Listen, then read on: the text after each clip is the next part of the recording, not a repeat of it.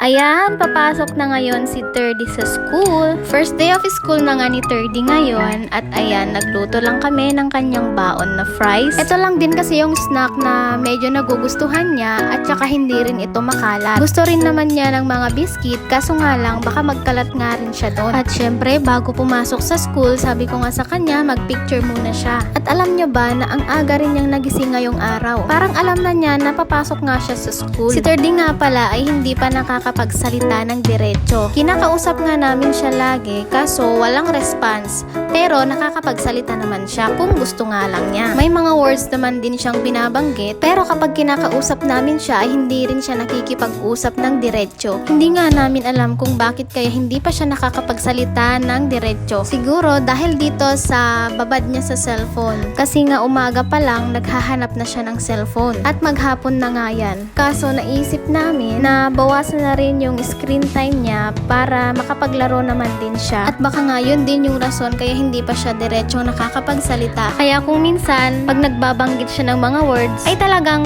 English talaga yung mga sinasabi niya. At dahil nga doon sa panonood niya sa cellphone, mula nung nakakabanggit na siya ng mga words, ay English na rin talaga yung pagkakasabi niya dito. Kaya pala sa panahon ngayon, ang dami na ring batang Englishero at Englishera kasi nga dahil nga sa panonood nila sa cellphone. At syempre, depende rin yun kung Tagalog o English rin yung pinapanood nila. At ayun na nga, andito na kami ngayon sa school niya. At opposite pala yung reaction niya na iniisip namin kasi nga, pinag-uusapan namin nun na baka maiyak lang siya or natatakot. Pero hindi. Kasi kita niya naman po sa video na excited siya at masaya rin siyang nakakita ng mga kasama niya. Kaya pagdating namin dito, agad siyang dumiretso sa may slide at naglaro na nga doon kasama yung mga bata. At napagod din siguro tong si Thirdy kaya ayan, ipinalabas niya na sa mama niya yung baon niyang fries.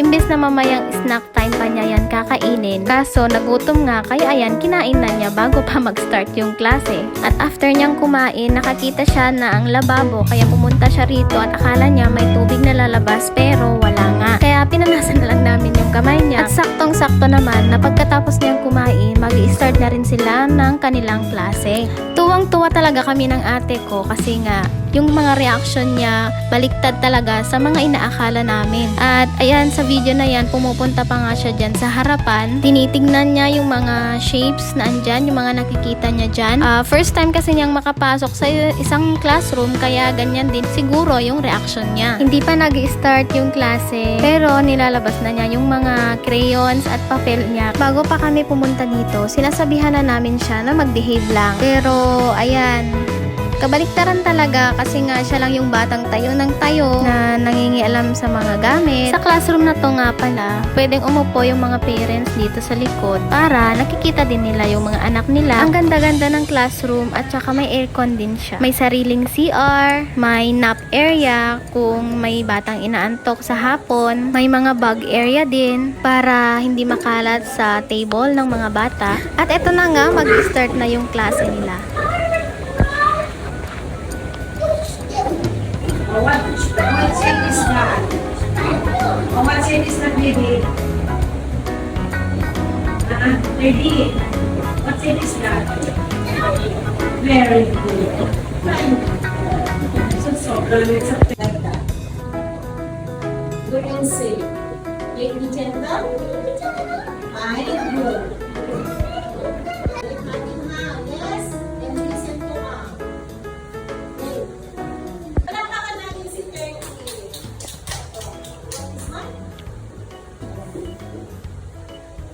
Very good. Oh.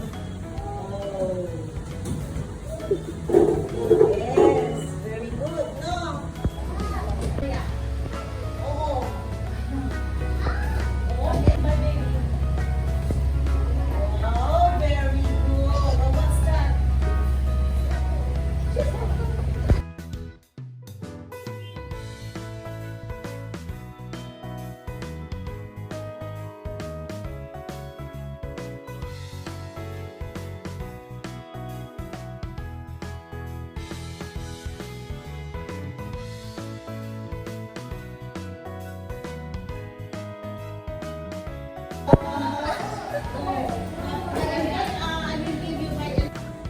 Oh, where do you one.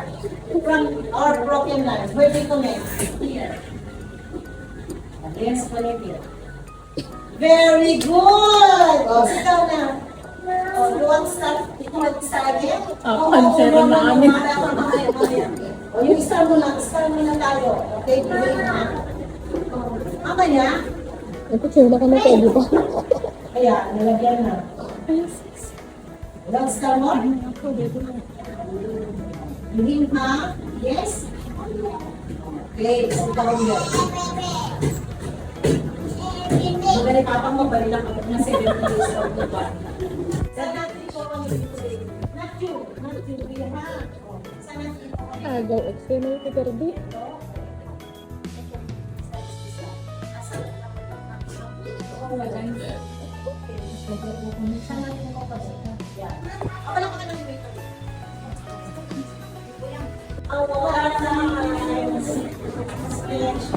Okay, look here, here, straight line,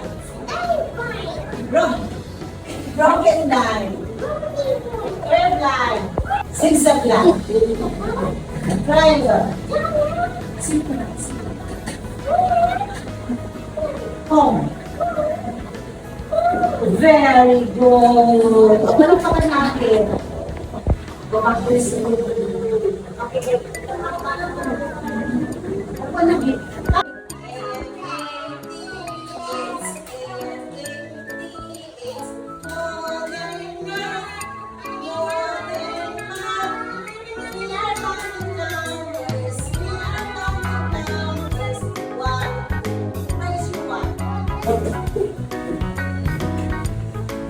Great. That's something to try. 0. Again. 0. 6. Look at the board. 1. Again. 2.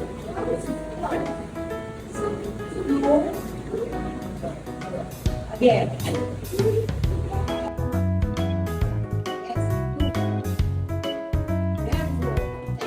And symbol number 2.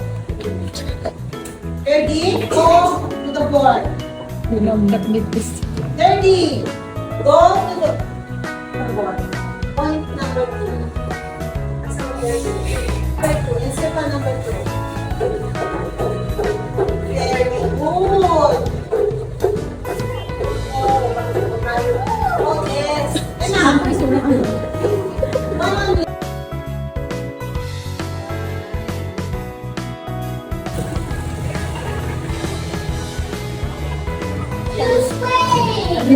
Ang sus. what's this? Friday. Break time pa lang nila ng time na to, pero siya, ayan, nakabag na at gusto na ring lumabas. Pero pumasok din naman dito sa room nila at nakikipaglaro na nga sa ibang bata. Malapit na yung uwian nila nung time na yan, kaya hinayaan na rin ni teacher na maglaro sila. Bukas pa bukas pa bukas pa bukas pa.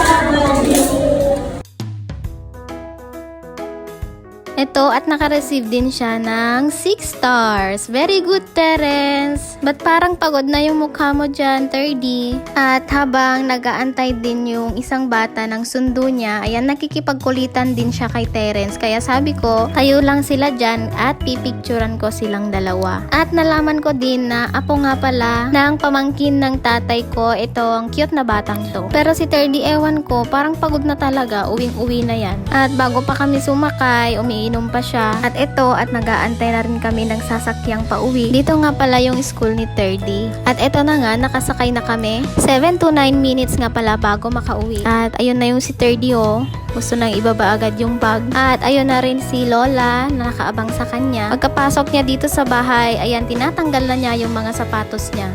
At pinapakita na rin niya yung mga nakuha niyang stars sa lola niya. Ipinapakita rin niya sa lola niya itong ginawa niya activities nila. At after 2 hours ng klase, syempre, yan yung pinaka-miss niya sa lahat.